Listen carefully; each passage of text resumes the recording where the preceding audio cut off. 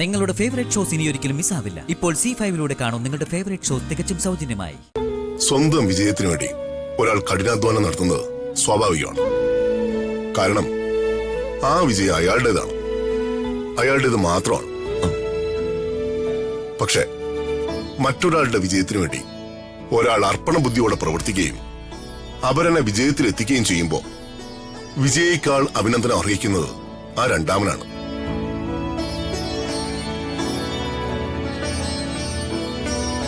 നിന്നെക്കുറിച്ച് എനിക്കുള്ള അഭിമാനം വീണ്ടും കൂടിയ രാജു.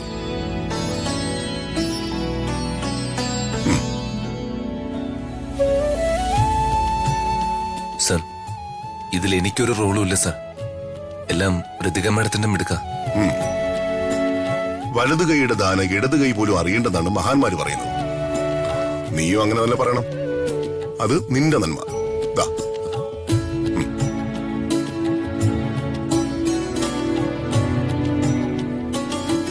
അച്ഛാ, ഋതികയുടെ റിസൾട്ട് വന്നു. എന്തായി?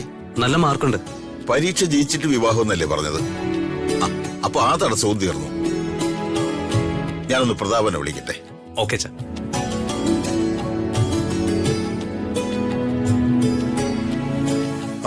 പരമേശ്വര, ഞാൻ അങ്ങോട്ട് വിളിക്കാൻ വേണ്ടിയിരിക്കായിരുന്നു. അതിനിടയ്ക്ക് ഇവിടെ ചില സെലിബ്രേഷൻസ്. ഞാൻ അറിഞ്ഞു. മോൾക്ക് നല്ല മാർക്കുണ്ടല്ലേ? അതെ. ഇനി ഏതായാലും വിവാഹകാര്യം ആലോചിക്കാം. അത് പറയാൻ വേണ്ടി കൂടിയാ ഞാനിപ്പോ വിളിച്ചത്. കഷ്ടപ്പെട്ടും കാണാതെ പഠിച്ചും പരീക്ഷ എഴുതിയത് ഞാൻ, നല്ല മാർക്ക് വാങ്ങി ജയിച്ചതും ഞാൻ. എന്നിട്ടിപ്പോ പ്രശംസ മുഴുവൻ രാജുന്. അച്ഛന്റെ കയ്യിന്ന് സ്വീറ്റ്സ് കിട്ടിയത് രാജുന്. മറ്റുള്ളവർക്ക് കിട്ടേണ്ട ക്രെഡിറ്റ് ഒന്നോടെ സ്വന്തം ആക്കല്ലേ രാജു. നിന്നെ കൊണ്ടത് താങ്ങൂല, പറഞ്ഞേക്കാം. അത് തന്നെയാണ് എനിക്ക് അങ്ങോട്ടും പറയാനുള്ളത്. ക്രെഡിറ്റേ അങ്ങനെ ഒറ്റയ്ക്ക് എടുക്കണ്ട. എന്നെ പോലൊരു ട്യൂഷൻ മാഷിനെ കിട്ടിയതുകൊണ്ടാ ഇങ്ങനെ ജയിക്കാൻ കഴിഞ്ഞത്. രാജു, നീ ചൂടാവല്ലേ മാഡം. മാഡത്തിന്റെ ബ്രില്യൻസി എനിക്കെല്ലാം അറിയാവൂ. പക്ഷേ ആവശ്യമില്ലാത്ത ടെൻഷൻ, അതാണ് മാഡത്തെ തോൽപ്പിച്ചിരുന്നത്. അങ്ങനെ ടെൻഷൻ അടിക്കുമ്പോ കോൺസെൻട്രേഷൻ പോകും. ഇതൊക്കെ മനസ്സിലാക്കിയിട്ട് മാഡത്തിന് ആത്മവിശ്വാസവും കോൺസെൻട്രേഷനും ഞാൻ ഉണ്ടാക്കി. അത്രേ ഞാൻ ചെയ്തുള്ളൂ.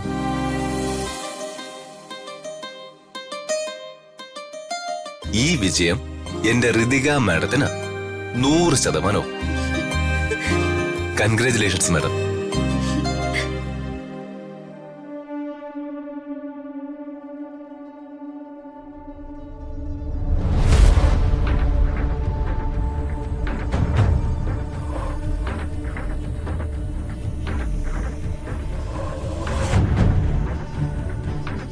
ജയിച്ചത് ഞാനാണെങ്കിലും ജയിപ്പിച്ചത് രാജുവാ.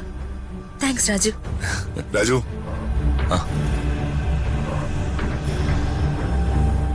പരമേശ്വരനെ വിളിച്ചത്. പരീക്ഷ ജയിച്ചല്ലോ, ഇനി വിവാഹമാകാം.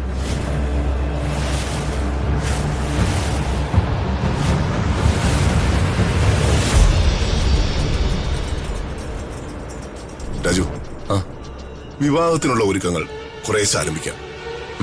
ശരി സർ.